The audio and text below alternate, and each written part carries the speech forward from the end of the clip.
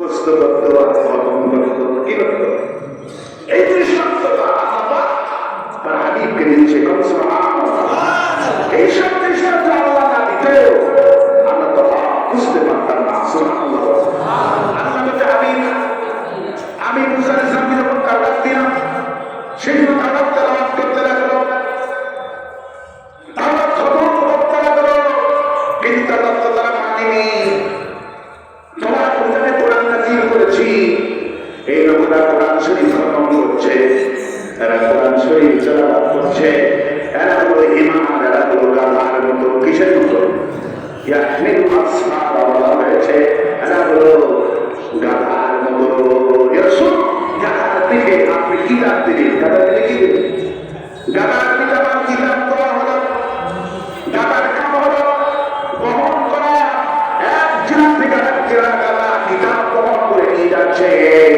গাধা তো বলছে না আমার পিঠে কিতাব বহন করছি, আমার পিঠের উপরে খোল বহন করছি না, আলু বস্তা বহন করছি। গাধা কি বোঝে নাকি? গাধা বোঝে?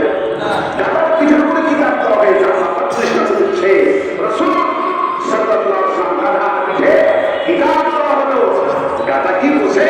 আমি পিঠের মধ্যে কিতাব দেওয়া হয়েছে। গাধা কি বুঝতে পারে আমি কি বহন করছি?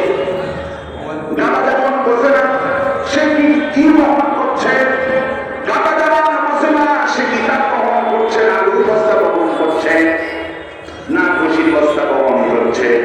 গাধা যেমন বোঝে না ঠিক এর লোকেরা একই অবস্থা। এদের কাছে কোরআন শরীফ দেওয়া হলো, কোরআন শরীফ তেলাওয়াত করে ঠিকই এরা হলো ইমাম, এরা হলো গাধার মতো। কোরআন খতম করে, কোরআন মুখস্থ করে, কিন্তু কোরআনটা বোঝে না। আল্লাহ কাছে বলতে পারে তোমার বিশ্বনবীর মাতাজ কি করছি?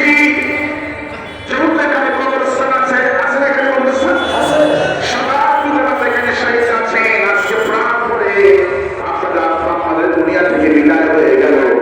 প্রাণ করে আল্লাহর কাছে দোয়া করবো, রব্বুল আলামিন জামাত সমাজের যে মানুষ এখানে হাজির হয়েছেন সবাইকে একটা দোয়া করবো, ইয়া মুকাল্লিমান কুলুব সাব্বিত কলবি আলা দীনিকা। বিশ্ব